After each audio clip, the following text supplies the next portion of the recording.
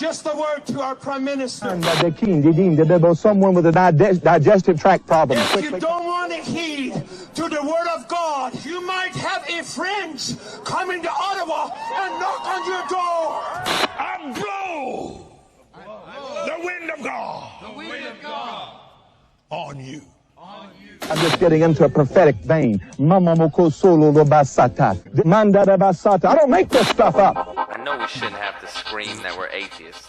You know, we don't have non-astrologers and all that. Not waiting for them to bring God back to Parliament. We'll do it. Proud to be an atheist, a skeptic, a non-believer, an infidel, a heathen. I call it how I see it. I say it's ignorance and you just call it faith and unsubstantiated claims. That's something to be ashamed. I'm an atheist. Coming at you from Web BC and Meatball, DeSantis, Florida, this is Let's Go Valley 2.0. My name is Kevin, and my wife told me to take the spider out instead of killing him. So I went out, had a few drinks. Nice guy, actually. He's a web designer. Oh, the web sweet wees. Joining me as usual, the team who thinks jokes about German sausages are the worst. Guys, welcome back. Because that's the name of the German sausage. Guys. German sausage. Go on. Every week, the puns. Every week.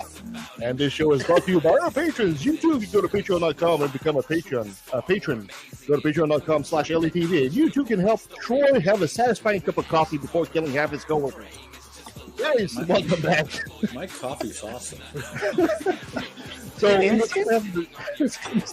the show, we'll have Matt Berkowitz, and we'll be talking about stats. But before all that, let's do a little bit of chit-chat. Yes, hope you had a great week. Yes, man. Oh, yeah. Oh, everybody's happy. It's, Trump got indicted. And oh, you steal my thunder there, buddy. Oh, It's so yummy. Oh, it's not like everybody's not talking about it. It's like... Oh, yeah, left of the valley. How can they not talk about Trump? Breaking news. Breaking news, everybody. Well, wait. Breaking news 4 days ago. No.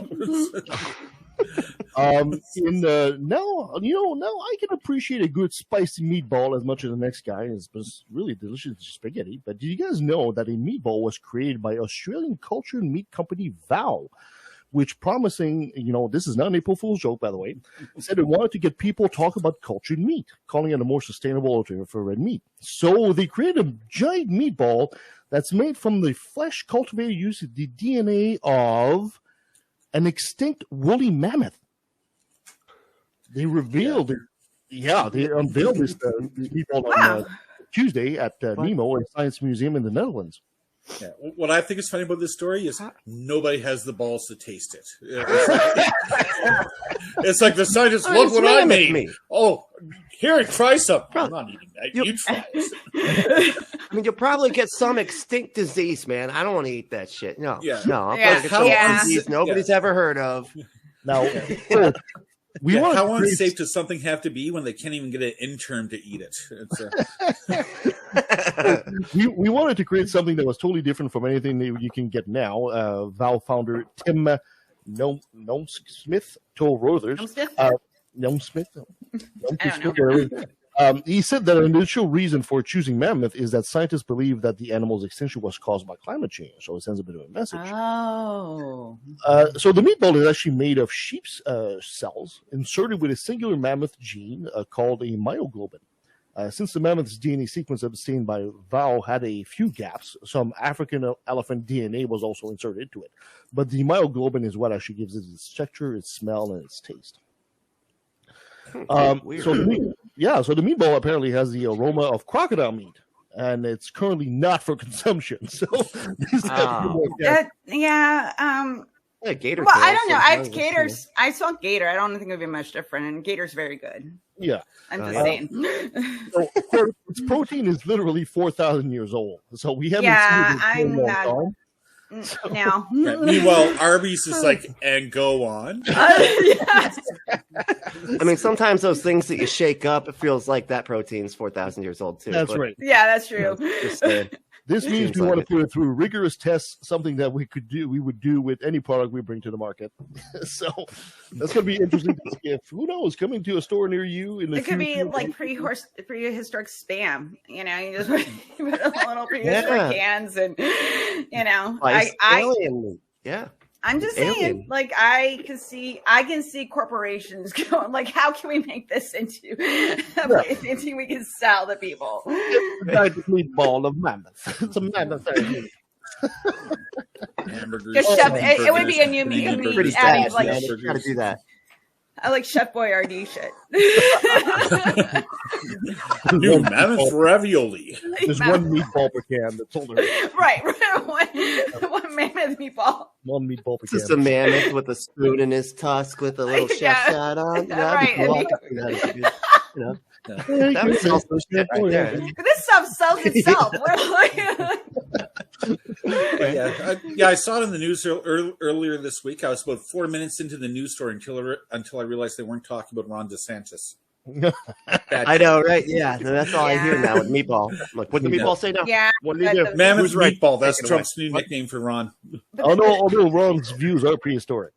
Oh yeah. Speaking of spaghetti meatballs, Italy has taken action to ban ChatGPT over alleged privacy violations. On March 31st, which just happened there, the Italian Data Protection Authority said the AI chatbot would be temporarily blocked in the country, quote, with immediate effect, and they will be investigating the company behind the technology, OpenAI.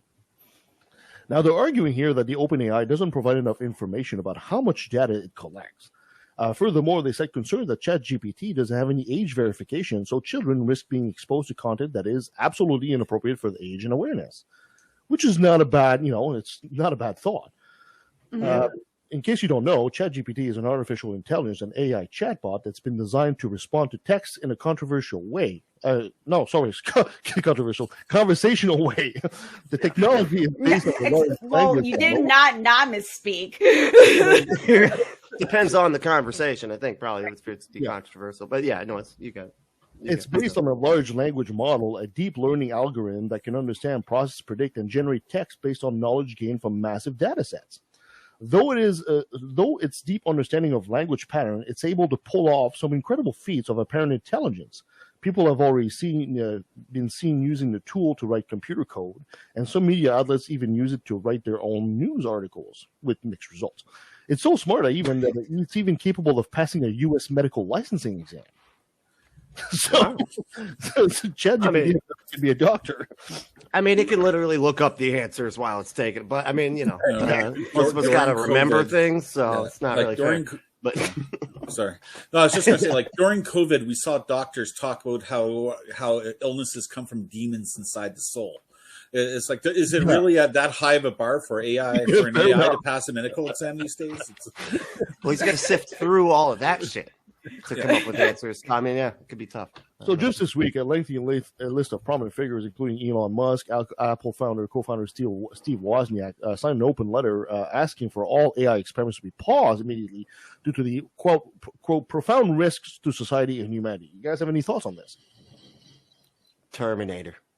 We're just like two more technologies away from Skynet. Just too much. I was thinking RoboCop with the prime directive: "Do not harm humans," whatever. So, right.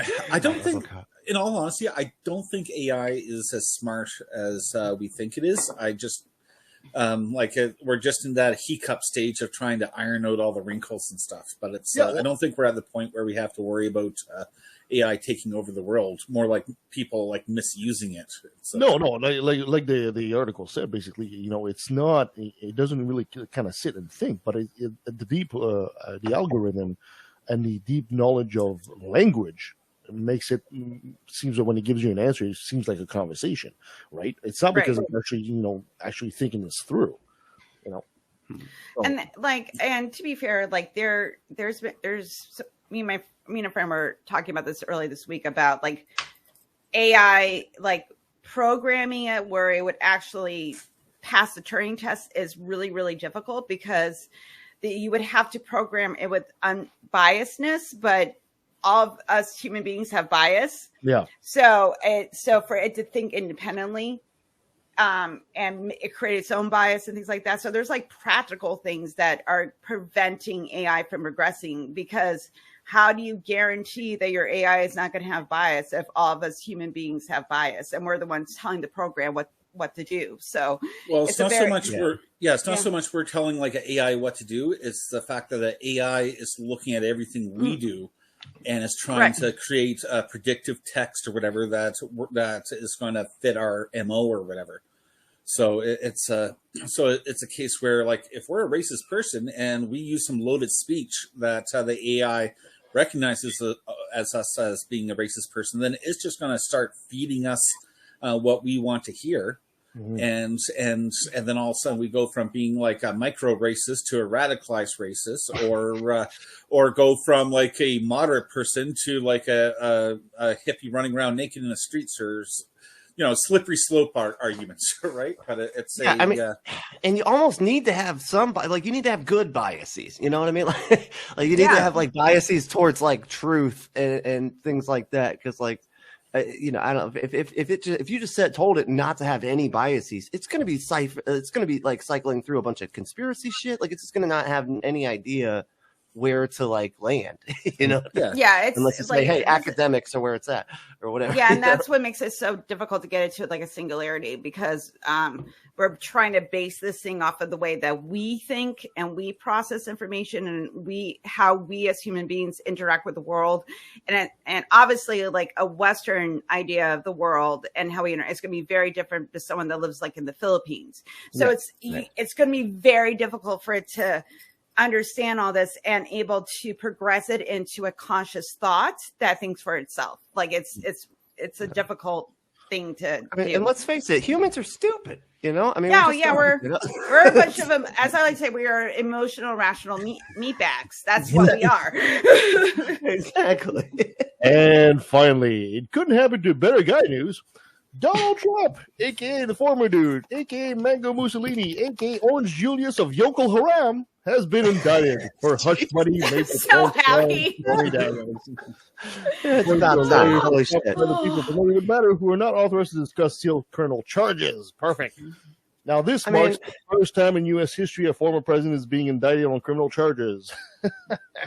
I love it was a porn star. It's something so delicious about that. Like, I'm like, oh, Stormy Daniels, you are my hero. I just can't believe this is the thing that we got him on. Like, I know. This is like a mass murderer being like, but we got him jaywalking, though. We got him. You know what the funny thing is? Right, it's jaywalking. What? Yeah, the funniest thing of the whole thing is they got Stormy to sign a non-disclosure agreement, and then Trump forgot to sign it also, so all of it ended up getting leaked anyways. Like, I think we forget that part of the story. Oh, shit. No, I didn't even know that part. That's great. Because he's a dum-dum. What could be the first of many trials of the former president, Trump maintains his innocence and calls it politically motivated. Soon he could be photographed, fingerprinted, and perhaps even handcuffed as well. Security measures around courthouses have increased, and the GOP seems to be rallying behind Trump at this point. Will we see more violence? Hold on. This just in. I'm told there is widespread rioting in the street, and I'm saying, no, so correction. There is widespread dancing in the street right now. Yeah. Like Biden won the presidency all over again. I know, it's great. It's weird. But you know what? To go on what Brent was saying there, he says we can't believe we're getting him on this. This is kind of how they got Al Capone too, right? Yeah, they got him on tax evasion, I think. They got him on tax evasion or something stupid like that, right? And this is what opens, hopefully, that's my hope, opens the floodgates here. And then after that, when they realize, oh, you know what? We can bring this guy to court, and his legion of MAGA morons are not going to go out there and tear the place apart, because so far they haven't. Well, because after all the worst ones are in jail. So after the insurrection, like, they realized that they arrested over 1,000 people for that, and they're all facing criminal charges. They're all going to jail. If I was a MAGA fan, I would be very, very cautious. Yeah, very, very doing anything, because it's like, oh, they're watching us now. you know, cautiousness is like the opposite of the things that they're like. I good at know, all. Like I know. anytime, anywhere. Like they spread a disease on purpose. Okay, they're not cautious. That's like the thing they're not. They're cautious in self-preservation. They're not worried about the rest of us, but they're cautious in self-preservation. So this way they can still go online and spread conspiracy theories. That's their MO. Exactly right. Hopeful, because for the longest time, the U.S. has always, pointed itself as anybody can become president and nobody is above the law. Well, anybody can become president. We've seen that, but nobody's above the law. We have yet to see that. No, and I'm hoping that this actually kind of puts that nail in the coffin and says, yeah, you're right. Nobody is above the law, including the president. Because so far, every president throughout history, even though those that should have been brought on criminal charges have scooted by, and people say, no, you can't do that. Yeah, and because of that, like I have a bit of an unpopular position on this, because it's like everybody's been wanting to see Trump face accountability for so long. It's here we have him charged with a misdemeanor, and it's everybody's like dancing in the streets. It's like finally we have some accountability, but in reality, it's not that big of a deal of a charge. It's odds of a president getting jail time over something like this is extremely low. And what we're going to see from it, though, is we're going to try to see Trump use the whole thing to his advantage. Oh, of course. In the courtroom, he's going to tie it as long as he can or whatever to hope he can get back into the presidency and ride out the statute of limitations. And then in the public eye, he's going to use this as the narrative to really radicalize the base and get the fever pitch up to what it was before J6. Because like right now, it's like the feel that we're getting from the right. It's a lot like after the November election of 2019. Or sorry, of 2020. It's people are upset. They're in denial. They're trying to figure out which narratives are going to stick, which what lies can they make that the people will believe.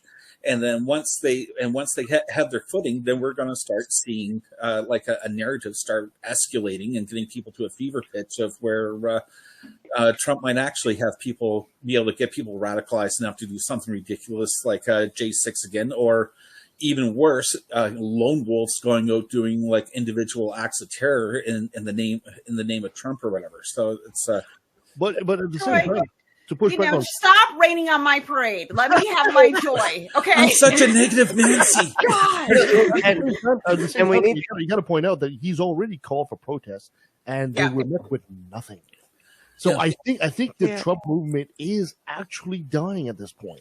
I mean, he's going to try to, of course, he's going to try to rally, but I think people are starting to realize, and especially with all the stuff that's come out about, Tucker Carlson actually hates Trump and all that stuff. People are starting to realize, you know what, that veneer, that Trump, that Teflon Trump thing, it's starting to come off now, and people are starting to realize, I'm really tired of listening to this shit. I think it really depends on how well Trump can control the narrative, and with Fox News about to face massive trouble with Dominion, it's he's not going to have a lot of people, and they're just going to shift their rhetoric to DeSantis. Yeah. Because that's what it's going to lead to, because he's more politically viable. He's more intelligent.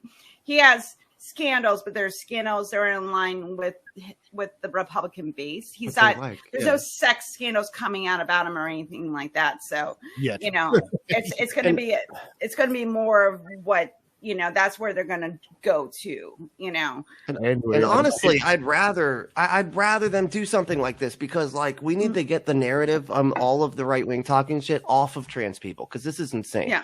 I would actually take victim Trump the victim of the fucking whatever, everybody going after him over the shit that they're doing with trans people, because that's all they've got right now.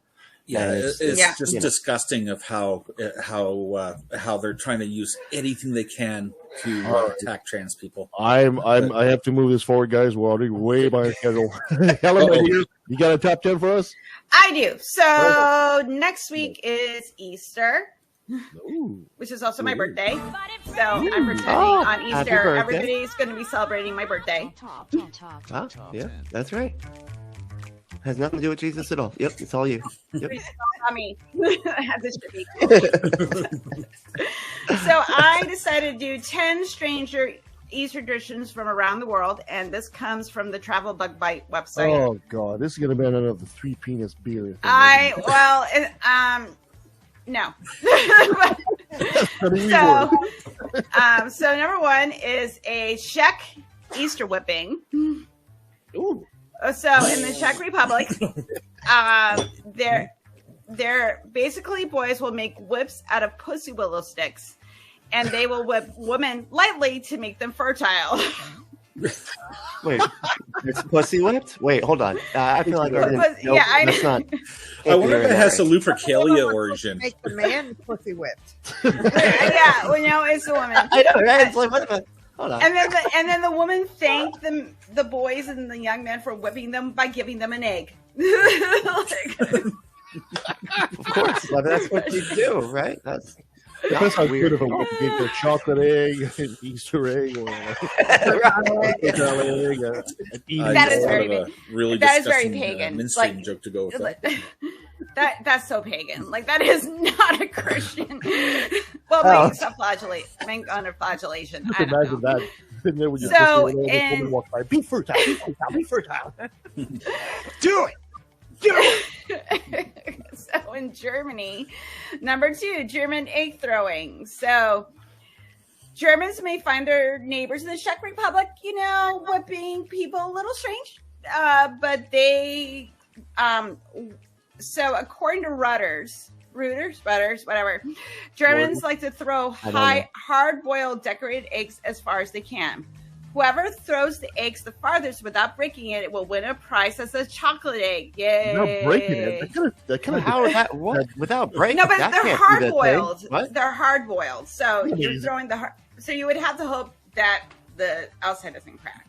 Onto cushions? Couch cushions? I'm assuming grass or something. I don't. I has to be. I don't know. I don't know. I'm not German. That foam pit from the gymnastics place? The foam pit? No? Yeah, maybe. I'm just thinking the tradition started with people being really bad at egg tossing and just decided to own it. So, Like, fuck I this can't catch crap, storyline. Here, just toss it then. Instead of it being wasteful, though, the left eggs are there for the for birds to eat them. So when they're not wasting the eggs. Aw. So yeah, so that's nice. cannibalism. That's perfect. All right, so Russian butter lambs is number 3. Butter lamb? So yep. It's a So delightful meal. I'll have a Russian butter lamb with extra butter. I don't know. I didn't know butter was considered a religious symbol. Didn't know that. Anything can be a religious symbol if someone's convincing enough. They steal everything. Now they're stealing butter. This is, you know what? So I'm fucking, all right. I can see Jesus there. I can't believe it's not butter. so they make It really so makes they the bake belief matter. lamb. So lambs are often eaten for Christmas, while Czechs like to bake like lamb-shaped cakes. In Russia, you have a lamb-shaped butter. Oh, Apparently, they take butter. I thought they would use like meat, like lamb meat, but no, they take butter and they make it into a lamb. Oh, Okay. Just like And when you shape- eat it, shape instead of the wise? crown coming on your head, it's like little bunny ears. So- Yeah. Okay, a throwback to a 1980s commercial. Yeah, I have no idea what. Yeah. I was like, Oh, that's all right. so okay. But it's considered. There's an old Russian tradition that it's good luck if you meet a lamb. So this, but I don't think this counts because you're making the lamb. so you're spreading that lamb butter on your toes. You have to go. That's right, lamb butter. Good luck if you eat a whole lamb. Like you got to do like nose to tail type of situation. Yeah, or and can like you do the see a piece? scale. See, I'm just being critical because if this was a Russian tradition, wouldn't they be carving the lamb out of a potato? It might. That's Well, a- now they can combine the two, and then you have your baked potato, which amazing. So moving on, Best thing ever. number 4, Yep. Swedish Easter witches. So, in Sweden, witches are considered part of their Easter traditions. And so on Maundy Thursday, young girls dress as Easter hags, or there's a Swede word for it. Am I gonna try to pronounce it? Nope. You can look it Yeah, up. you got a little spit on your camera there.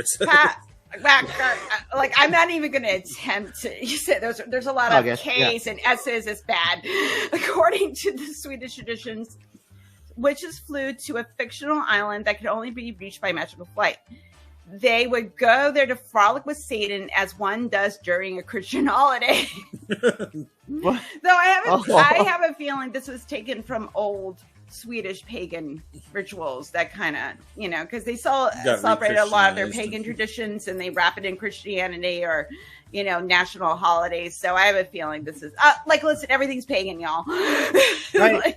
See, they have an unholiday inn that they go stay in. Right. Like with Satan, they hang out with Satan on the weekend. The vast majority of what we know about European pagans doesn't come from European pagans. It comes from priests writing about European pagans. Exactly. So, number 5 is an Australian chocolate bilby. So,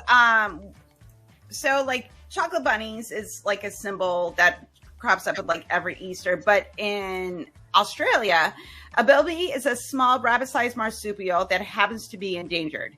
Creating chocolate bilbies is a way for Australians to help raise awareness and funds for these adorable creatures. And I like that. That's adorable. Yeah, you probably would like to kill you, too. And the thing is, the other thing that they do to rabbits, though, in Australia is not as cute. So we're going to keep going on. So, number 6 is a Florence Easter fireworks. Let's see. In Florence, fireworks are used to celebrate Easter. The Florentines practice a folk tradition called Scoppio del Carro. Don't speak any Italian. Or explosion of the cart. So an antique 30-foot tall cart has been used to create a magical firework display for over 500 years. So there's videos of it online. It's very pretty. So if you want to have some prettiness in your life, I suggest going to look that up on the YouTubes and the internets. So now this sounds like my people, the French. So if you go to Hawks, France during Easter Monday, they will create an omelet with over 4,500 eggs in a giant pan. And it is served over to 1,000 people. Wow. Yeah. 4,500. That's a big omelet. 4,500 eggs. 4,500 eggs. How do you fold it up? Do they have 17? All right, everybody. They got a backhoe for that. They got a backhoe. Yeah. Okay, it's ready to flip. Bring in the D8. Omelet implies there's ingredients in it, vegetables or bacon or sausage. So I'm is it just the egg or is it have all the trimmings that come with omelets? You gotta have trimmings or something like that. Yeah, because then it's not an omelet. They're just serving eggs, yo. So they get this big front bucket loader that just grabs this giant pan and just flips it. Yeah. It's maybe it's like a Japanese omelet where they just keep on rolling it perpetually. No, I feel like there's a John Candy movie where he does this, but okay, yeah, no. Uncle Buck. Yeah, that was a pancake. Yeah, he has the snow shovel on the grill. So many food safe violations. So we're going to go over to Hungary, and we're going to talk about Hungarian water splashing. Hungarian water splashing. Hungarian water, it dates back to pagan times, and it has there's theories that it's connected to Czech and Slavic traditions as well. Men to splash women with water. And sometimes it's you're sprinkled with perfume, or you can they just dunk a bucket of water over your head. And it's believed that this helps bring the woman luck and to be fertile. Oh, wow. That's how that works. I've got this image here where you got these two guys holding this girl in a dress and the third one's throwing a bucket of water on her. See, I'm thinking now how would Christianity Christianize that? Drive-by baptisms, and it's they're just That's super you get saved. You get saved. Look at that. You poor girl. This poor girl's Yep. Oh my money shot. No. Yeah, they wear traditional clothing they wear traditional clothing too. So you have to actually dress up for this. Oh god, that's all good. Yeah. So I had snow in my backyard this morning. I can't imagine. Yeah, it's no wonder this didn't catch on in Canada. Yeah, it was like that ALS water bucket challenge thing. Remember that? That's what I was just thinking of. Get out of my brain. Okay. In your brain. Yeah, don't go there. It's very scary in my brain. Yeah, mine too. So Greek. Oh no, yeah, I feel you. All right, And we're in moving on to Florida. We're number all like that. 9. I only got 2 more, then we can move on. So, Greek rocket wars. Greeks are known for their dangerous traditions, such as plate throwing. They turn things up a notch for Easter, engaged in rocketopolmos, I don't know, or rocket wars. So, in the time of Rontados, oh my God, these foreign words, on the island of Chios, the 2 rival churches of St. Mark and Pangea Erathiani, oh my God, are built on 2 hilltops. Okay, so there's 2 churches on hilltops, and they're 400 meters from each other. And they make, there's homemade fireworks are used, and the goal is to hit the opponent's church bell tower. Oh, Jesus. They're actually tossing like fireworks at each other. So all the nearby buildings have to be covered in metal sheets to prevent, like, obviously, like, strays, like, going off. But apparently this is a tradition that happens at Easter on this island. I want to know who came up with this, because I dig it. I totally dig it. Let's see. I love it. Shock and awe. Isn't that awesome? Like, that's so cool. That'd be awesome, actually. That'd be so awesome. Wow. That's awesome. Oh, Yeah, so that's cool. You know what? I sign me up. It's If you massive. want me to Look- toss yeah, fireworks that's at a nice. church, just sign me up. I will This totally is like, get into this it. is when churches do cool shit. When they're not suppressing people, they're like, "Hey, let's have a rocket, let's have a fireworks war." Well, I since am you got down. up, Okay, and number 10. That's great. Papua New Guinea tobacco trees. So, in Papua New Guinea, instead of getting your chocolate bunny, you get tobacco. So apparently they will decorate. There you go. Happy Easter, kids. So in front of Largest churches, sister. they're decorated with sticks of tobacco and cigarettes. And then they're handed out after service. So here's your savior being reborn, and here's some cancer. Yeah. This is what happens when cigarette companies don't have any checks and balances for Brought to you advertising. by Philip Morris. Right. This one- Yeah. It's sponsored by Philip Morris. So that is my top 10 Easter weird things that happen around the world. So there's your tour. That's it. Go celebrate Oh, yeah. Easter in the shack in New Guinea and get yourself a cigarette. Right. Thank you Don't so much, torture Helen. Here comes Peter Cottontail puffing down the bunny trail. Right, exactly. All right, Troy. Hopefully you can Cancer's make it on fast. its way. No. Okay, I'm up. Yeah. Make it fast, my friend. Okay, so we Wait, got my- Easter's coming up. We have Good Friday, Easter Monday, Easter Sunday. But what about Holy Saturday? The Holy Saturday is it's still popular in the in the Christian church. But some of the older myths are not so much. The myth that I'm talking about today is comes from the Book of Nicodemus, which was really popular or it reached its popularity after the 4th century. Oh, yeah. Book of Nicodemus. Everybody heard about that one.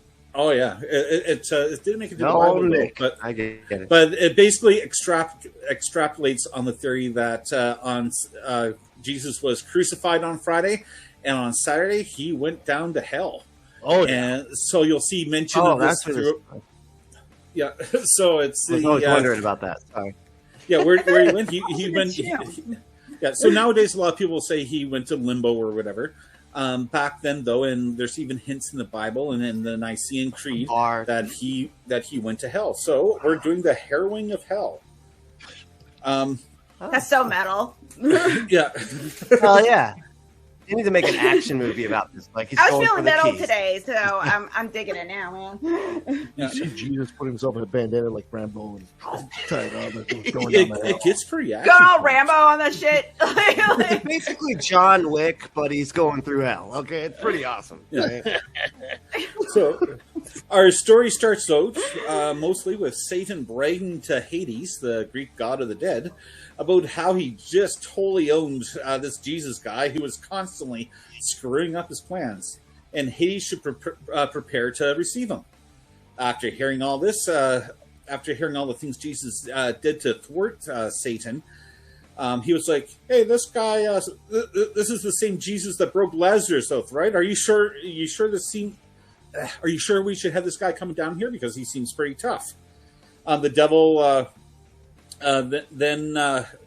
but like the devil says, "Oh no, his spirit's completely broken. It's I got his people to reject him. I got him beaten, tortured, crucified, completely humiliated.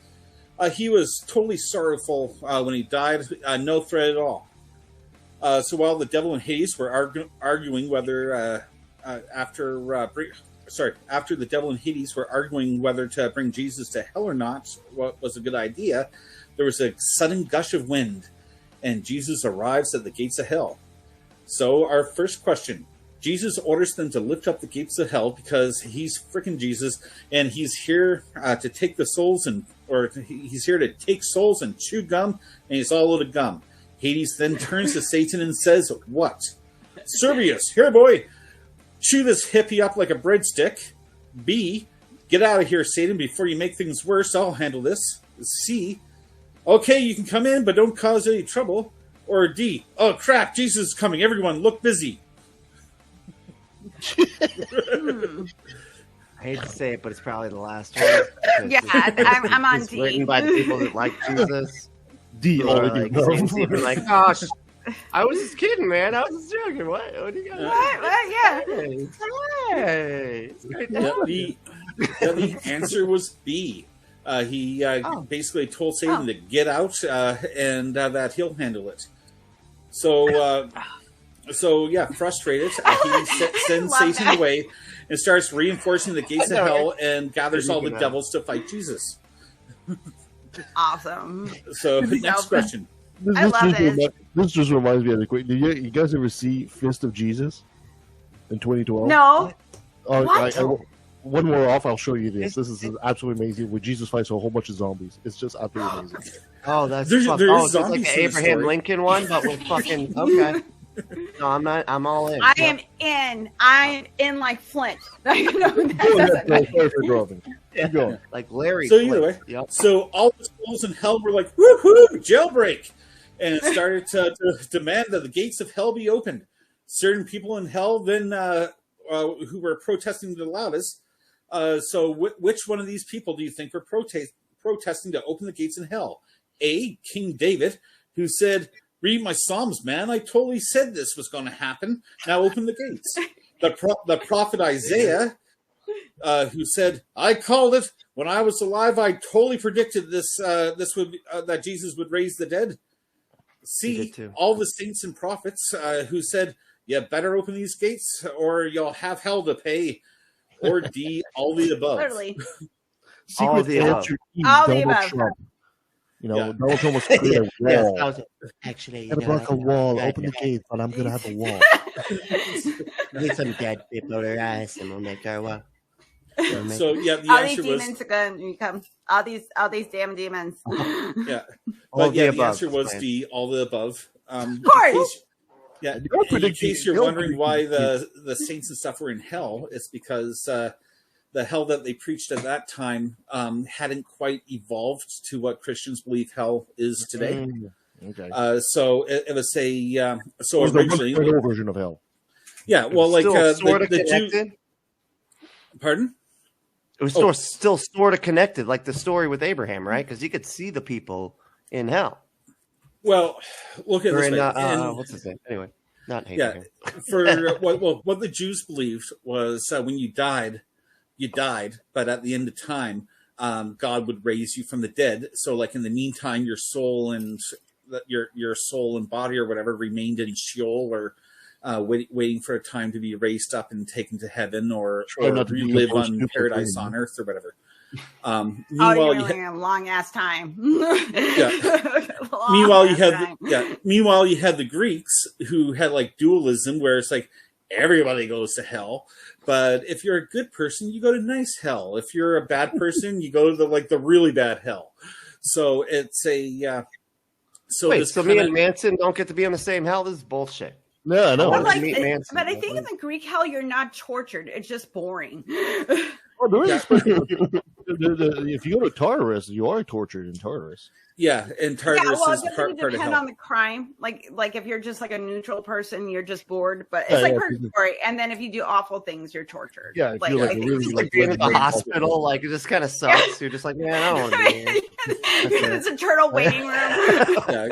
They bring you food and shit, but it's just, come on, man, I want to go. It's like crap food. Like that. Magazines from 1940s. Or read this. Here you go.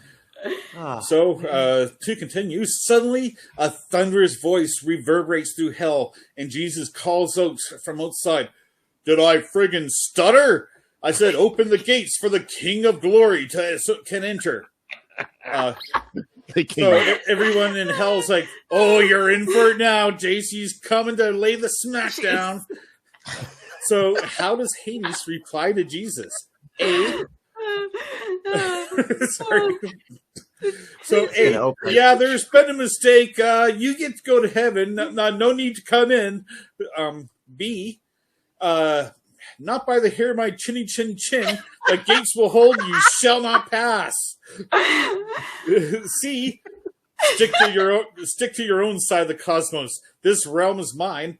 Or D, King of Glory? What King of Glory? I don't know what you're talking about. I'm going with C just because I want a Gandalf moment where he's not letting Jesus into hell. You shall not pass. Gonna eat a Kelly devil. I want the three little piggies. The three little piggies is a fun one.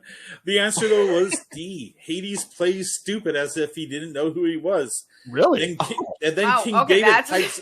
I mean, that's pretty disrespectful. I mean, honestly, if Jesus shows up, it's like. To be fair, if someone showed up to your door claiming they had dominion over it, and you were like, "Dude, I don't know you.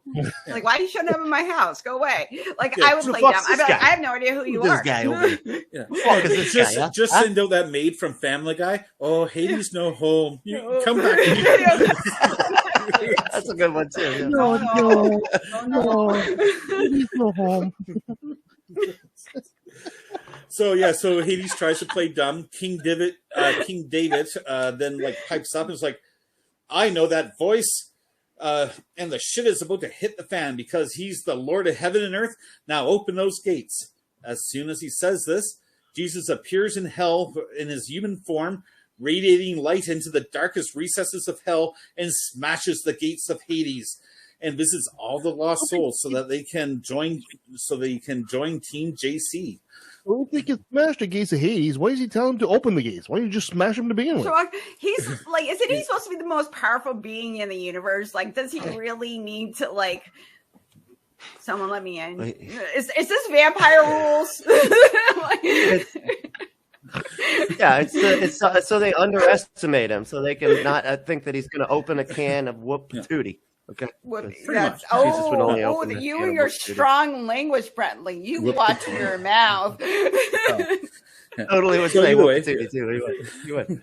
I might have to put this episode PG-13 now. Yeah, I thought they were all PG-13, Kevin. Anyway, Troy, please continue with the story of Jesus, a.k.a. Texas Ranger. Yeah, so at this point, Hades is realizing his Saturday's feeling a lot more like a Monday. With the bright light, all the demons in hell start to panic. Then confusion and frustration sets in. Asking, "Who in the hell do you think you are?" all the demons say to Jesus, because they couldn't understand how someone so meek could be so powerful, or how someone so pure and divine could be sent to Hades. You're not that Jesus guy that Satan was talking about, are you? Not saying the word, what does Jesus then do? A, turns the other cheek and ignores them. B, captures Hades and strips him of all his powers.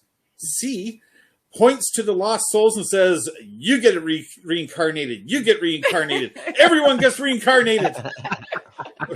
Or D, starts zapping demons with beams of light and banish them to the lower realms of hell.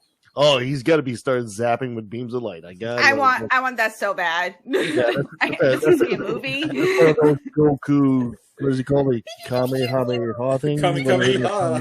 That ball, that's what he does. Yeah. No, it was B. He captures Hades and strips him of all his power.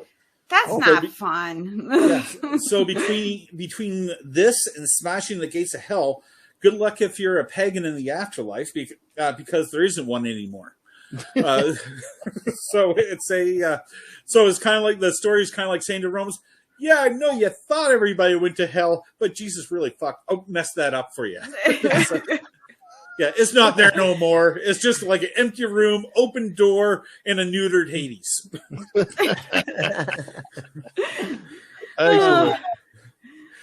Jesus then grabs Adam and all the other souls and starts leading them to heaven. Hades then says to Satan, "What the hell do you think you were doing bringing him down here?" So what happens next? Satan says, "I thought you broke your spirit." Oh, sorry. Satan then says, "I thought I broke his spirit." Then Hades bitch slaps Satan and says, "You broke nothing."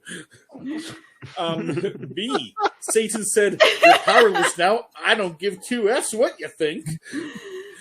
C, Satan yells at Jesus, "You win this round, but I'll see you at Armageddon." "I'll get you next time, Gadget. Next time." Or D, Jesus interrupts and says, "I'm tired of your whining. I'm banishing you both to hell for the rest of eternity." Oh, I'm the eternity one probably. I'm gonna go. I'm just gonna do the standard SAT answer. Say C. Yeah. It was. Oh, it's a safe bet.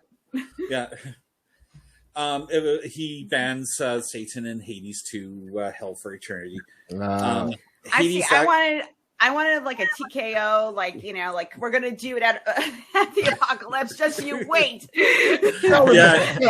We're getting hell in the cell. I had to do a long. You'll never get me, Batman. Skin in Wrestling Federation shit. Yeah. Exactly. They do a long speech where they take a lot of weird pauses. We're like, "Look here." Tell you what, brother. Tell you what you're gonna do. Yeah. Armageddon, what are you going to do when these pythons wrap around kids? What you going to do when Jesus comes for you? Yeah. Stone Cold said so. Call him Roll Stone, though. We call him Roll Stone. Okay. He rolls So stone. he goes into this. So Hades goes into this long rant about how Satan didn't think this through, how Jesus was blameless and didn't deserve death, how Satan brought an innocent and righteous man to hell only to kick their butt. Now that this has happened or whatever, they lost everything, all the souls they collected and future souls that they'll collect because Adam ate an apple. At this point, Jesus takes Adam by the hand, who takes all the saints by their hands, and everyone in hell joins in a Congo line to heaven. Everybody for the chain. Yeah. So, last question. Last question. Since Jesus didn't tell anyone about this in the Gospels, how do we know this happened? A, the angel Gabriel reincarnated two people to serve as witnesses. B, the writer had a prophetic dream. C, Jesus, after his resurrection. Oh, damn it. I didn't write the rest of C down. Oh, well. D, so, Czo. Erection. Erection. So apparently C's not the answer, guys. Yeah, and then yeah, I forgot to finish writing C. Or D, Roman priests found a Rosetta Stones with the story written on it. So, I'm going with B. I'm going with prophetic dream. Are you sure it's not C? Yeah, I like the dream. No, I don't think it's C. I'm going with B too. It's got to be one of those stupid prophetic dreams. No, it was A. Not only did Gabriel resurrect two men, he ordered them to speak of the story, but only speak of the story. Don't say anything else about the about all the secrets of heaven. But like, if you remember, just that. Yeah. So the two witnesses write everything down, and of course they write everything exactly the same, word for word. A guy called Annas gets a copy. Nicodemus gets a copy, and of course, if you read the book of John, you'll hear about how when Jesus was crucified, all these dead people started coming up out of the grave and walking the streets of Jerusalem.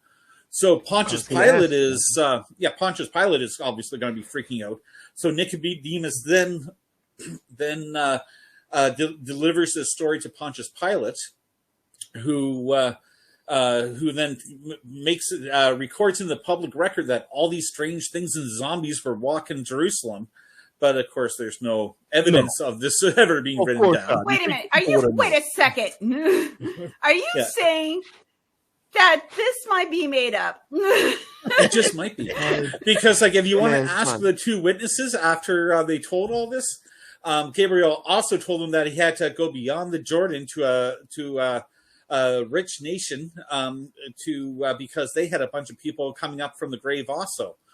So it's like, which of course would be Egypt, which is probably made sure that the Coptics realized that their saints were delivered and stuff also. But it's either way, just actual zombies because of somebody reading a book underneath of a house. Something. You know, it just happens to get related to this. It's not really connected. Well, this is the part that kind of confuses me, because Jesus apparently goes down to heaven, frees all these souls and takes them to heaven. But yet a whole bunch of them, it's like, like here on earth, like, let's just come up out of our graves and feast on some brains or something. I don't know. It's whatever zombies do. The Bible never says what happens to all these zombies. They just no, they just say it's come back. Yeah, I wondered. Yeah, they just keep on eating each other till there's only one. No, okay. Next up, Red Lee, you got another brilliant moment for us, buddy. Yeah, real quick. Okay, so I got so this is fun. I was and I can't help it. I just have like in my updates, I'm like, if it mentions Lauren Bobart, I need it like up front in the front of my phone to let me know. So Representative Lauren Bobart, Republican of Colorado, often uses her religious beliefs to justify her positions on political issues, was a lot less willing to do so when it came to her minor son and his minor girlfriend's pregnancy. Oh, so really? Earlier this month, yeah, I know, it's great. The inconsistency is weird, right? That's weird. But earlier this month, Bobart was ranting about how liberals want to teach her 4 sons to be women. Just before she announced that her 17-year-old son's younger girlfriend is expecting a fucking baby in April. So this will make Bobart a 36-year-old grandmother. Oh, and, whoa! I always thought she had a Sarah Palin vibe about her. Oh, wow! She got pregnant with her son. Yeah, when she got pregnant with her son when she was in high school too. So it's sort of a family tradition. Oh, there's a theme. There's a theme. Yeah. Okay. Yeah. All right. But she basically said she didn't want to nitpick about what the Bible says is right and what is wrong. Well, I mean, if you go by the Bible, I mean, women were given birth at the age of 12 and 13 back then, apparently. So it's like, I guess it's fine. It's biblical in that sense. Yeah. I mean, that's what you got like in other states. I think it's Alabama or something, probably Alabama, where they're trying to basically make it legal to marry a 12-year-old. Like, that's fine. That's fine. What? I'm kind of glad that story got caught anyway, because otherwise, if she had kept it hush-hush, $100 says that poor girl would have had an abortion, hush-hush, and nobody would have been the wiser about the story. But now that she's been such a freak show on the front, that poor girl, unfortunately, is kind of stuck there. Well, yeah. I mean, I don't know though. I feel like she would have forced her to have it. Just be like, look, our beliefs though. Fuck, our beliefs suck, don't they? Anyway, you gotta fucking have the baby. I don't know, like what? Go. Yeah, whenever I hear sound bites of, I am so over the hypocrisy. Like I'm so over it. Like we're gonna turn her 4 sons into women. How exactly? I'm not sure. It's our magic liberal powers. Yeah, the drag show. I guess that's how we do drag it. shows have that magical. We go up to people and sprinkle them with glitter, liberal glitter, and then suddenly they're gay or trans or trans pixie dust. That's how it happens. Just you everywhere. wait. It's our magic glitter. Comes out of TV sets. That you see. Yep, it does. Yeah. Your vagina magic of yours. But she's sitting over here like saying like, I don't want to nitpick. I'm like, girl, that's all you do is nitpick. Right. Whenever you forgot I what hear your whole sound bag bites is. of her, whenever I hear sound bites of her talking about the Bible or Christian fathers, it's like, the Bible doesn't say that, and that never happened in history. No. But like, unfortunately, with a lot of evangelicals and especially Christian nationalists, they will believe what they want to believe, and they will cherry pick like a single verse while ignoring like 5 dozen others. Yeah. If it justifies what they need to believe at the moment in order to feel good about themselves. Well, that's what we've always said, right? The church is essentially a nice book club that nobody's even read the book. So really Ezekiel 23:20 says that their penises were the size of donkeys. So I forgot what I was talking. What are you guys saying? What? You guys were talking about something? You guys. We were talking about how they passed out every time a pretty girl walked by. No. That's right. Yeah. And like, listen, next time I'm on my period, I'm going to let y'all know you can't talk to, like Dawn, they can't talk to us. No. They can't. You guys have to do a podcast from a menstruating hut outside. Right, That's I'm going to go to my isolation booth. Oh, thank you so much for that, Bradley. So let's take a quick pause. And when we come back, we'll be with Matt Berkowitz, and we'll be talking about statistics. So that should be interesting. So stay with us. It's all in the numbers. All in the numbers. There we go. Okay. Excellent. Well, welcome back. Our next guest is Matt Berkowitz. He's doing a PhD in stats, so he's obviously way more brilliant than the rest of us. So he's a snappy dresser and snazzy dancer. Matt, thank you so much for being on the show. Hey, thanks so much for having me. Appreciate it. Look at that. No expense. Large applause. We got a public already. Maybe you'd be so kind of bio as to who Matt Berkowitz is. Sure, I'll keep it brief. Way back in 2009, I finished my undergrad in business, actually, and then I was in the real estate sector for a bunch of years doing low-level data analysis. I figured that wasn't so well attuned to my interests and strengths, so I figured I would go back to school, do something a little more mathy and sciencey. And so in 2020, just as the pandemic was starting, I finished my master's in statistics, and I decided I wanted more training. And so I stayed on, and I'm hopefully midway through my PhD in statistics. So. Yeah. So, that's cool. Shit. That's awesome. Pretty cool. Statistics, when it comes to numbers, I mean, we're just regular people here, right? First thing when you hear about numbers in discussion every day is numbers don't lie, right? That's what you hear. That's the line you hear all the time. But also numbers, maybe you can take us through how can numbers be manipulated, and how can you determine what is actually true from a statistical point of view? How would you go about to do something like that?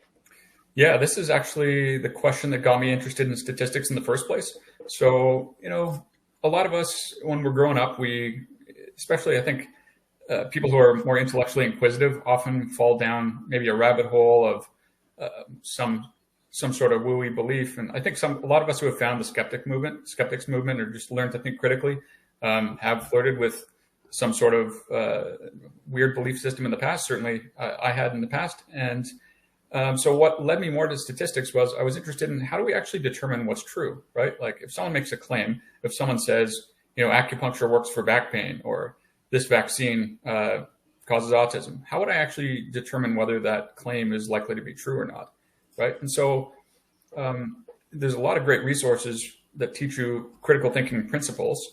But statistics is more about the nitty gritty of how should we actually quantify the uncertainty associated with a belief or not. And there's a lot of principles in statistics, and we don't have to actually get into equations and all the math behind it in order to think statistically.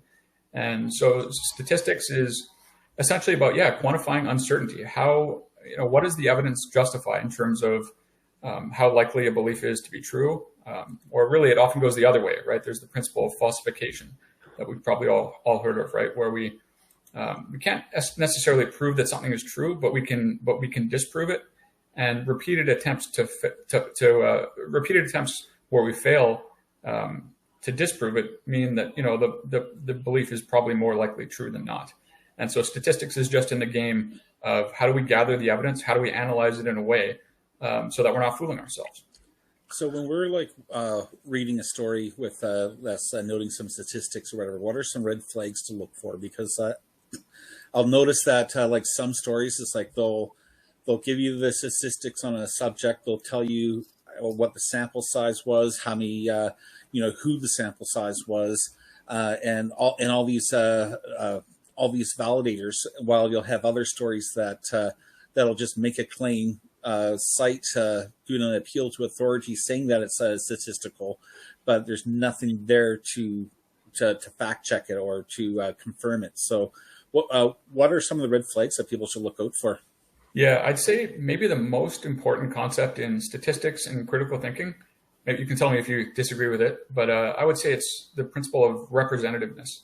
So if you're conducting a study and you gather a bunch of people or whoever your subjects are for the study, the most important thing, at least to start the study, is how are we going to gather those subjects? How are we gathering our sample?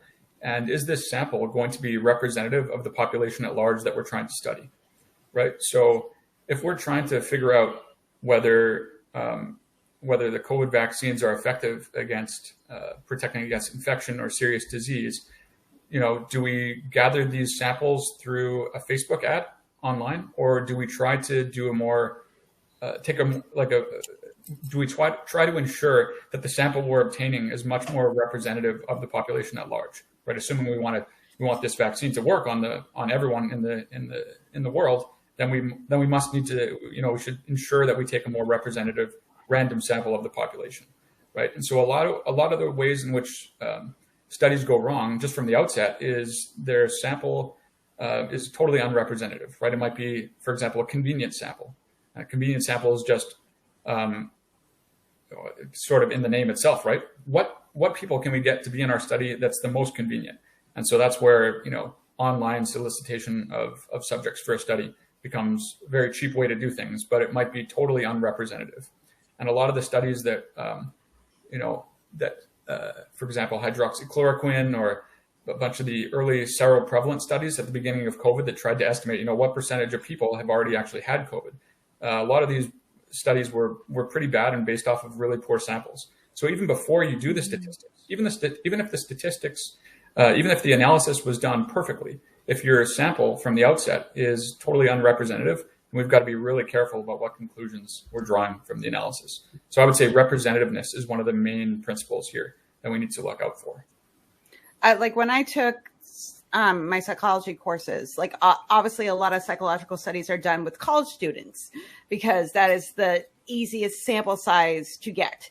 You can ask students to be like, hey, you're going to get a couple of credit hours, or you get some kind of academic benefit for participating in the school's study, which is great because you do have that sample size at your availability. But if we're looking at behavior over time, what a 20-year-old behavior is going to look much different from when they're 30.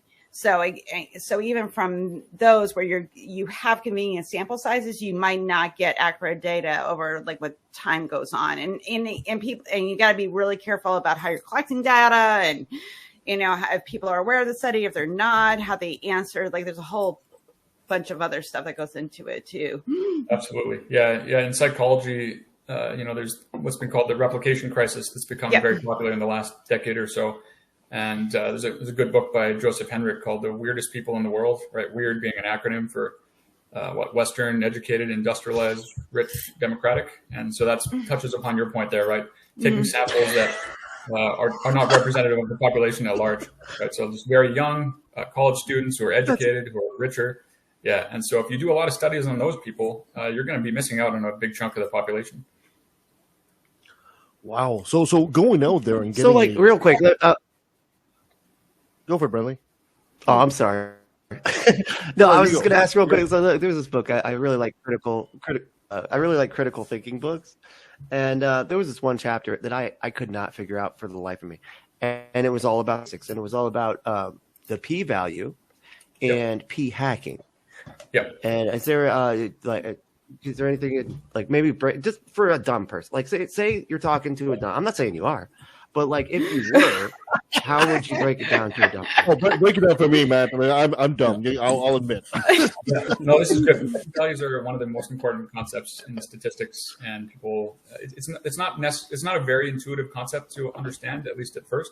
So yeah, we can try to break that down. So maybe before we explain a p-value, let's explain something called the null hypothesis, right? So p-values are usually calculated when you want to test a hypothesis, right? So let's go back to a vaccine example. So let's say our hypothesis is, we want to test whether this vaccine is useful, that it works in staving off disease or protecting against severe outcomes. And so usually in statistics, we define our null hypothesis as there being no effect, or as there being basically no effectiveness in the intervention that we're conducting, right? Or if you're comparing two groups to against each other, the null hypothesis would be there's no difference between the two groups. And then we try to collect evidence whether if we assume the null hypothesis is true, right? So if we assume the vaccine doesn't work, how consistent is the evidence that we obtained with that null hypothesis, right? So let's say the vaccine does not work, and then we collected a bunch of evidence, and we found that people who took the vaccine were 90% less likely to get the disease. Well, how consistent is that result with the null hypothesis that the vaccine doesn't work? So it'll be pretty inconsistent, right? And so the less consistent your evidence is with that null hypothesis, the lower the p-value, right?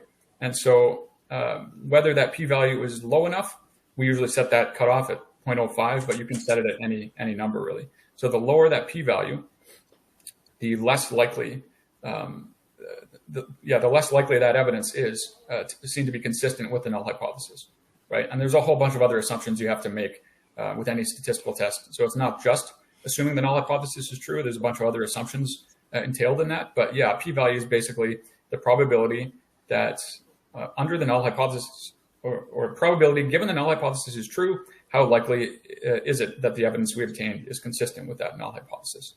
And that's all it is. So maybe an analogy that's often helpful for people is you might have heard of the courtroom analogy to explain p-values. So very briefly, let's say someone is accused of robbery, right? And so the null hypothesis or default assumption would be that the defendant is innocent, right? And so during the trial, the prosecutor would present the evidence, and let's say police found that the defendant at the crime scene. They found the defendant with a bag of money and a mask on his face and a getaway car. And then the jury will then evaluate that evidence, right? And so this is just like hypothesis testing. We assume a presumption of innocence, and then we have to say, whether this evidence against the defendant is plausible if the defendant were actually innocent, right? And that's the null hypothesis is true, right? So if the evidence is very unlikely to have occurred by chance, then we have a reasonable doubt to reject. Like we have a reasonable doubt that the null hypothesis is true, right? And so the juries don't usually use that 0.05 threshold to reject the null hypothesis. They just sort of determine the likelihood of whether the defendant is likely guilty or not guilty, right? Mm-hmm. And so if the evidence is overwhelming, then they'll conclude that the defendant is guilty, right? And if the evidence is not strong enough, they'll say not guilty, right? They won't say innocent because we can't actually ever prove innocence. We can only fail to reject the null hypothesis or say that they're not guilty. And that's sort of like a more intuitive real world example of hypothesis testing. So essentially, in that same example with a robber here, okay, they found him at the scene of the crime, and then with the stash of money and stuff like that, and then so your p-value is a certain number. So if they come up at the end and say, "Oh, on top of that, we found DNA evidence," so that p-value climbs up all of a sudden, right?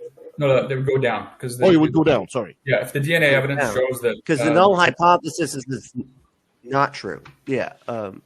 Right? The null hypothesis is that this isn't the case. Okay, so the p-value would drop even more drastically because now you have DNA. Exactly. The more evidence against the defendant, the lower the p-value. Right? The less likely that the null hypothesis is true. Okay. Yeah, or really, that's not the right way to say it, but the less likely that the evidence, like the less consistent the evidence is with the null hypothesis. So staying with the whole courtroom analogy, there's lots of people who are innocent or aren't guilty that end up going to jail anyways. I only bring this up because it seems like a lot of people have a distrust for statistics, because you'll see like drug companies or vehicle manufacturers or other corporations cook the numbers so that the statistics come out with the outcome that they want to justify their product or legislation or so on. So it's I guess what I'm leading up to is cigarettes aren't bad for you, man. Like, it's not. Well, that's a good example. Like when they first started fighting against cigarettes, the cigarette companies came out with a whole bunch of cook statistics saying that it was, and they were helpful for you. What was it? 4 out of 5 doctors smoke Camels. Remember that? Yeah. But it's a case where it's like that one dentist that just wants your teeth to fuck up. Yeah, that's not good. Not to be critical of your trade or anything, but there is like because you do have stats getting cooked all the time. You have a general distrust for statistics. So, like, what can reassure people that they're trusting in good statistics versus cooked statistics? Yeah, that's a really good question. So it's really difficult, even if you have a lot of statistical training, to know, like, if you read a statistic at face value in the news, there's no, silver bullet. There's no like obvious way to know whether you're reading a statistic that is likely that should be trusted or not, right? And so this leads people to despair, like, oh, statistics can be used to prove anything, right, or disprove anything. And so I think what matters here is less the statistics than the incentives surrounding how statistics are used.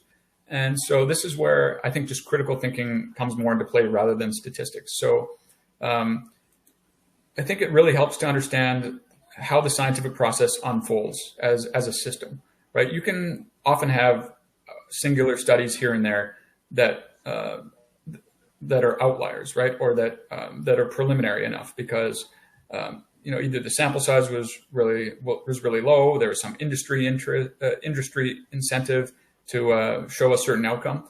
What really matters in the entire scientific process is what does the scientific consensus say about a particular issue, right? So when independent scientists with different incentive systems are working all over the world and trying to determine whether a particular hypothesis is likely or not, what matters is their cumulative conclusions, right? So if you only have a few people who are all working under the same incentive structure, they're working under the same corporation, and maybe their business is threatened by certain findings, if all we have to rely on are studies under that umbrella, then we would want to be very, very skeptical, right, about the results that we're finding there. So it's without going into the nitty gritty of how to analyze specific study designs and statistical analysis methods, it's pretty difficult to, especially, never mind a layperson, but even as an expert, like it's hard for me to know, even spending an hour going through a study, whether they cook the books or not,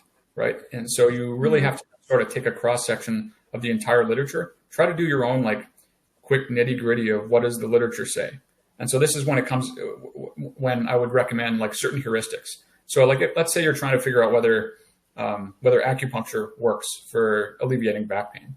So this is a question I actually looked into at some length for some science literacy videos I did. It's a channel I started a few years back. And so I often will just go to Google Scholar, right? So this is like Google, but for searching scholarly articles in the academic literature.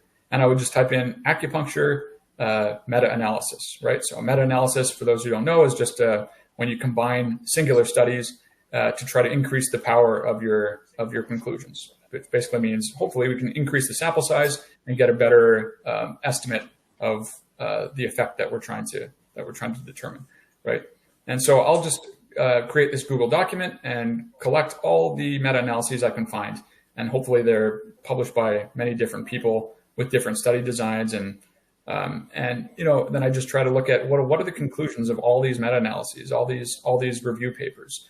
If they're all pointing in one direction, then before I've even looked at the statistics, I'll have some sort of prior probability in my head about whether this hypothesis is likely to be true or not.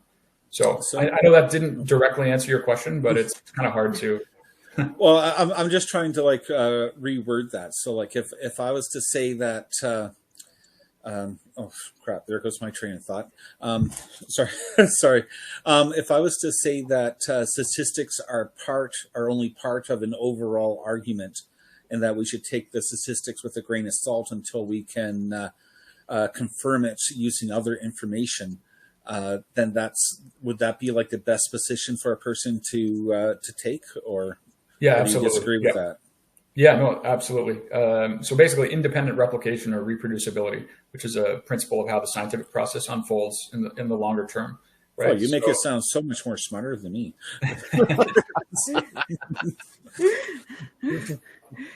Okay. It's almost like he studies this for a living, Troy. Shocking. I know, it's great. Yeah. Matt, so, yeah. Go ahead. Okay. I was just going to reiterate that point. That's just like the scientific process, statistics works in a similar way. When multiple statisticians work on a project from different angles, they get different samples. They use different statistical analysis methods. If they are all finding a similar thing, that's should increase your belief or your certainty in the conclusions.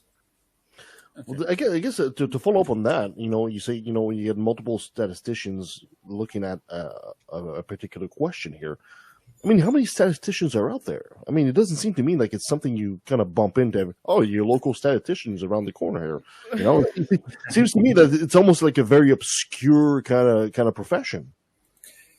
Yeah, I don't know. I don't have numbers for you offhand, but we tend to just be in the shadows. There's often statisticians who are invited to participate in a lot of papers. And one of the reasons I love this field is there's the famous statistician John Tukey. I forget when this was, maybe the 40s or 50s. He said the best part about statistics is you get to play in other people's backyards, which is basically, I'm not really an expert in any particular field of science, unless you call statistics a science. I guess it is, but it's the fun of it is I get to be on projects in many different fields, right? And so, yeah, you'll get statisticians who jump from different projects. They might specialize in a particular area, but yeah, they're generally not the face of the scientific conclusions that are being put out there in the media, right? There's very few really famous statisticians out there, and if they are famous, they're probably famous for other reasons, like because they do scientific outreach or because they're specialized in another area of science. Which is kind of a shame, because you would think a statistician would like to work hand in hand in the scientific community with science communicators, right? Yeah. And it's sorely needed, especially in this day and age, right? I mean, if there was a more of a focus on statisticians and what they're telling us, and maybe interpreted in a way that that's appealing to the public, and that's the science communicator's job, then maybe we wouldn't run into all these conspiracies and all the issues that you find all over the place. Yep. Yeah, I totally agree. You need more public science communicators in general on it, and this is my probably biased opinion that probably a lot of them should be statisticians, because statistics is so integral to thinking critically. I guess the problem is you have to, it's a difficult subject to make sexy, but I think you sort of need to do that in order to get people on board, right? It's because a lot of statistics and a lot of statistical education is basically trying to unwind, Brandolini's law. Like it takes an order of magnitude more to refute bullshit than it does to create it in the first place. Mm-hmm. And that's a lot of what statistics is okay, someone makes some claim that just makes a mess, And then you have to say, okay, well, what do the statistics say about this? How were the data gathered? How were they analyzed? Did they check the assumptions properly? What else could have gone wrong? Right. And yeah, so that's what a lot of statistics is. And I think like for the layperson, like for myself, because I have an education in this, when someone makes a claim of it, I will go look at the stats just because that's going to a research college. My brain is already trained to do that. But for a layperson that doesn't understand statistics and how it's calculated and how the studies will warrant out and things like that, for the layperson, they just hear like, well, 90% of people, like cake, and they just assume that like, well, 90% of people like cake, then it must be true, but they don't think to look up why people like cake. Is it true that 90% people like cake? But for me, I'd be like, well, is it 90%? Helen, the real question is, why is that 10% don't like cake? What's wrong? Why do they don't like cake? Yeah. They can't bake. Cake sucks, man. You know what? I like pie. Okay. Oh yeah. I like pie. The 10% people like pie and 90% like cake. All right, statistical vote, everybody. No.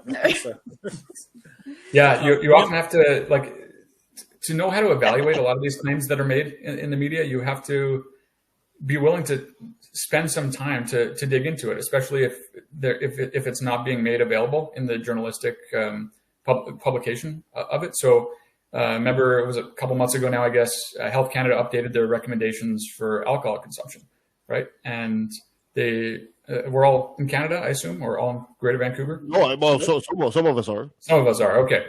So I'm in Florida. You're in Florida? Okay. Yeah, I'm in the Florida sandwich. You're in the Florida sandwich. Yeah.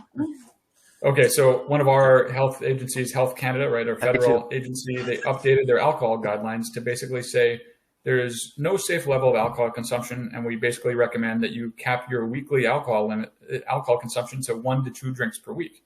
And I thought, wow, that's I would fail. Update. Yeah, so I was thinking, okay, really, does the evidence really support that? So I went through their whole document, and I was like, okay, let's look at what the strongest evidence suggests here. And so they reported that liver cirrhosis, right, is the risk that is most elevated by drinking.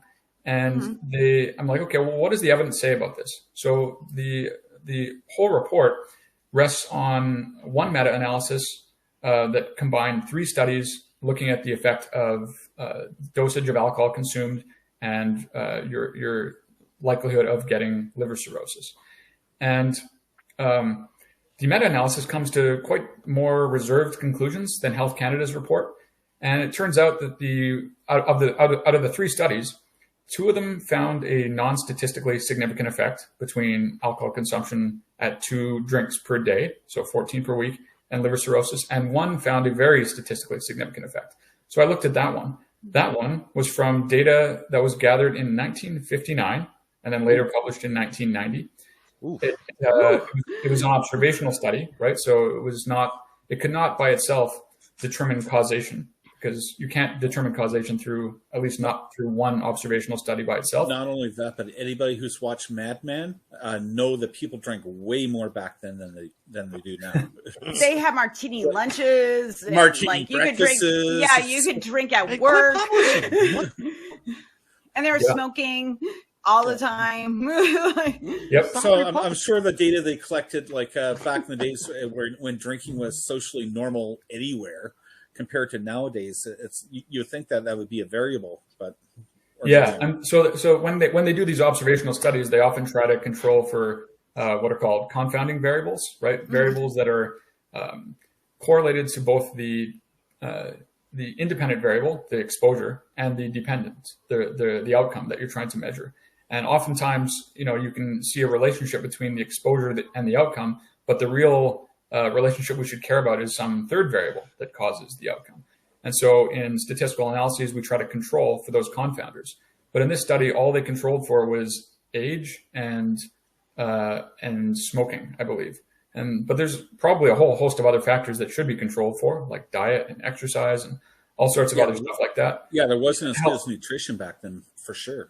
Absolutely. Yeah. So this is not me saying alcohol is great, but at 1 to 2 drinks per week, there's no way that is raising the risk to the extent that Health Canada is reporting on. And if you don't look into the data yourself, you don't know. And unfortunately, it is really great. Sorry? What? Oh, sorry. I heard an echo here. I'm just kidding. Sorry, you go.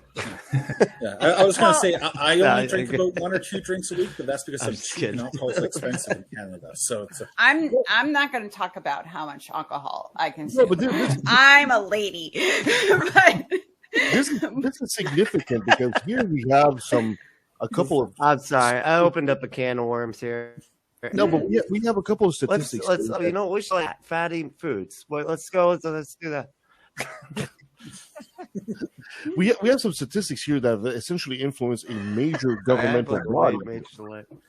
So this is significant, and it's amazing that a governmental agency wouldn't actually do such a superficial dive into this question. Yeah, it's maybe interesting that more governments didn't update the same way that Health Canada did. So I'm really not sure what to make of it, other than I can use my expertise as a statistician to look into the data. It's interesting. Just the other day, a new meta-analysis on alcohol's relationship to all-cause mortality came out in JAMA, the Journal of the American Medical Association, and it found no increased risk of all-cause mortality for two drinks per day, or 14 drinks a day for men, and lower for women. That meta-analysis, I looked into it the other day, did a much better job controlling for possible confounding variables. So this unfortunately has the effect of confusing a lot of the public and myself, really. And you're like, okay, what the hell do I believe? And why are these government institutions so aggressive about their recommendations and seemingly not on the basis of great evidence? Unfortunately, it seems to undermine some amount of institutional trust, and we just need much better science and statistics communication.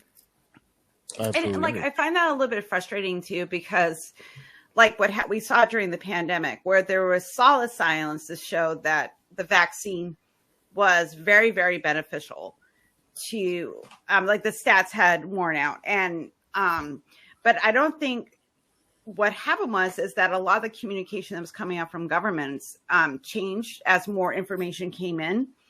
And then when they released the vaccine, because priorly there was like, they would constantly update things. Like, people don't associate that the science and ideas will change as more information becomes available. The statistics will change. Yeah. They just want one straight answer. Yes. That's not the way science works. And then when you're talking stats, like, we say like, I don't remember exactly what the number, we'll say like the vaccine was 85% effective for people. Like, I don't know the exact math on that. Yeah. Because that 15% maybe is like immune compromised people, infants, the elderly, that type of stuff. They're not hearing that. They just focus on the 15% because as you said, there's an education that comes out when it comes to analysis like this, that it's not sexy, but it's what's going to get you realistically to the truth, the facts of the matter. And I think for the layman, they're not thinking in that sort of concept of numbers and how things are collected and why we know certain things work and certain things don't.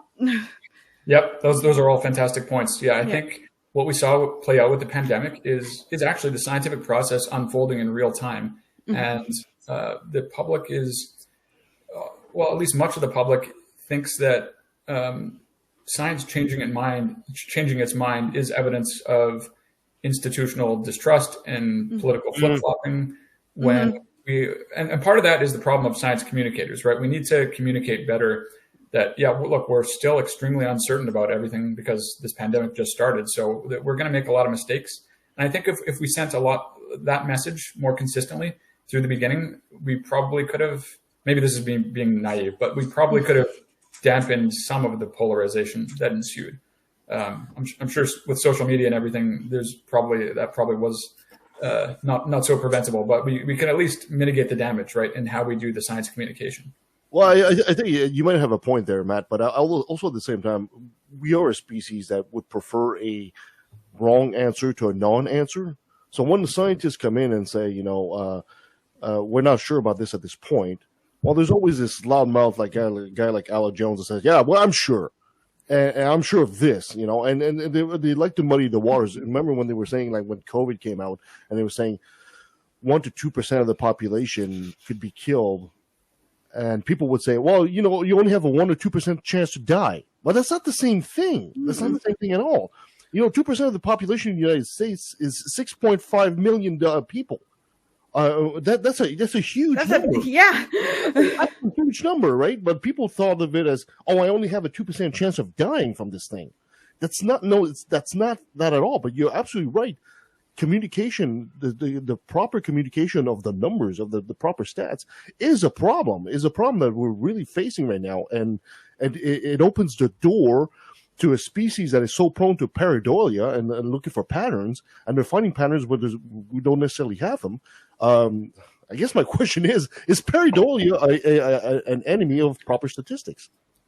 Yeah, well, that's related to a fundamental trade-off that we have to do in statistics when we do hypothesis testing between type 1 errors and type 2 errors, or otherwise known as false positives and false negatives, right? So a false positive is basically when we conclude that something is true, but it isn't, right? So it's when we find a low p-value for something, but maybe we did something wrong, or the evidence was just a fluke.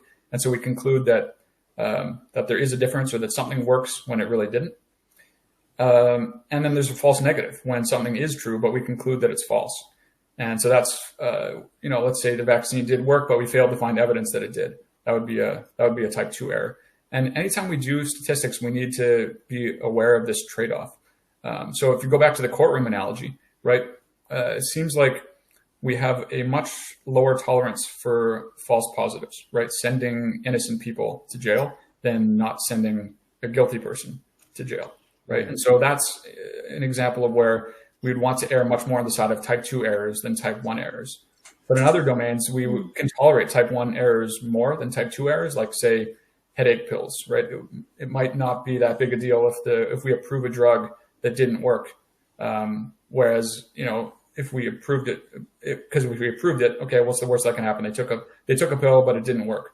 Whereas if we failed to approve it, well, we've just removed one possible pathway for people to get rid of their headaches, right? So there's different circumstances in which we can tolerate type 1 errors versus type 2 errors, or vice versa. And I forget what the question was that you asked from the outset, but I know it was related to what I said. We took a left. We do that a lot. The question that you said was, is pareidolia, right? Pareidolia an enemy of proper statistical research? Right. So pareidolia is basically false positives, right? Is seeing patterns where they don't exist. Yeah, and that's a major problem in statistics. So I think was it you, Troy, who asked about p-hacking, or maybe it was Brentley? One of you. It was Brent. Right. Yeah. So you asked about p-values and p-hacking, and I didn't explain what p-hacking was. So we calculate p-values. P-hacking is when basically if you're doing multiple hypothesis tests, just through chance alone, if 0.05 is your threshold for whether you reject the null hypothesis or not, there's a 5% chance of committing a type 1 error. But the more hypotheses you conduct, the more you inflate that type 1 error rate. And so often what happens in psychology studies, other fields as well, because finding a significant result is so prized in terms of being able to publish your paper, often what happens is after the study is already run, let's say your primary hypothesis doesn't work out.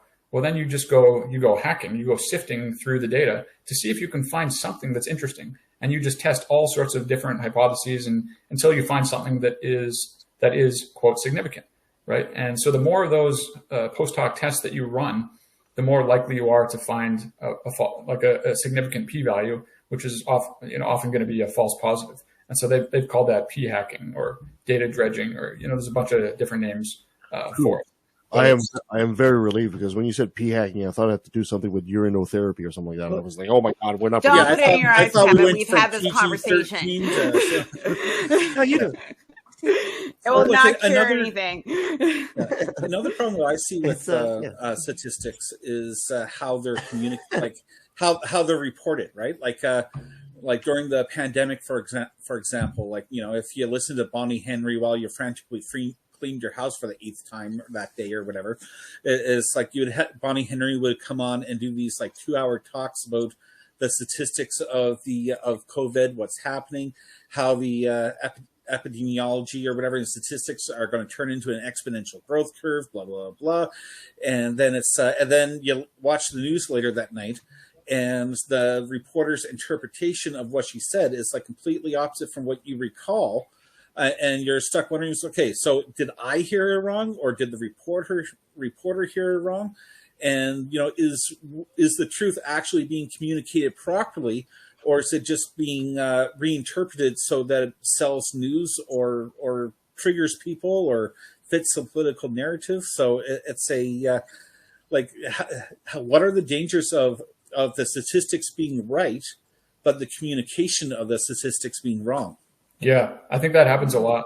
One thing we saw a lot, especially after a lot of people were vaccinated, was since the majority of the population was now vaccinated, the people in hospitals were also going to be more likely to be vaccinated than not. And so the media would get a hold of this and say, oh, look, see, 50% of people in these hospitals are vaccinated. That proves the vaccine doesn't work.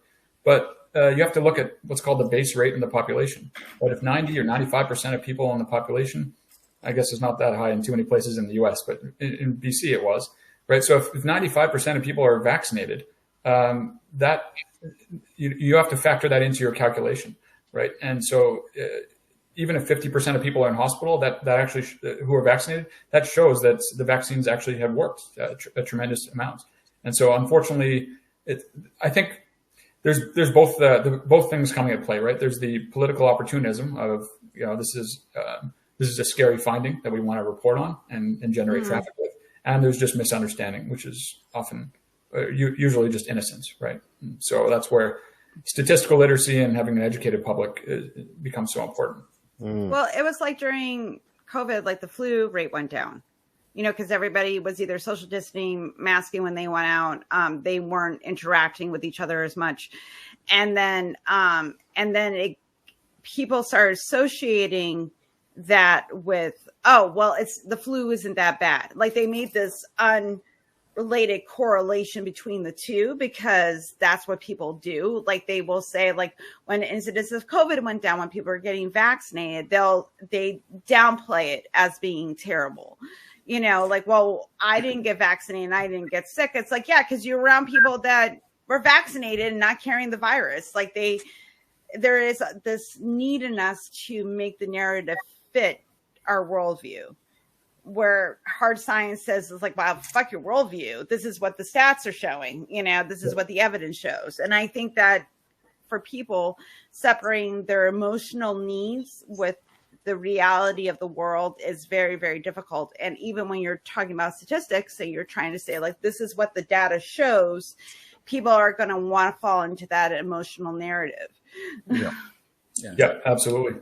So the pitfalls of relying on anecdotes, which I guess worked for much of human evolutionary history, but statistics was only invented in the last 100+ years, and it's just it can often be a very unintuitive way to think.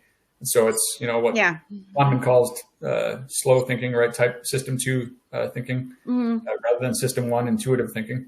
And that's essentially what statistics is. It's just applying system 2. Type 2 thinking or system 2 thinking into making these critical decisions, right? Like for most things in life, probably system 1 and intuitive anecdotal type of thinking does work because our impression of reality is accurate. But for a lot of things, especially related to health and for things where reality is just really complicated, we really do need to rely on like rigorous statistical thinking. Matt, another issue. Oh, sorry. I was just going to say another issue that I see that happens a lot is you'll see stats that come out and say, like, if you don't do this, this is going to happen. Then people do it. so it doesn't happen. Right. And everybody's like, oh, the statistics were wrong. It's like, no, we acted. People will use situations of where the statistics actually work, create change, get people to fix a problem.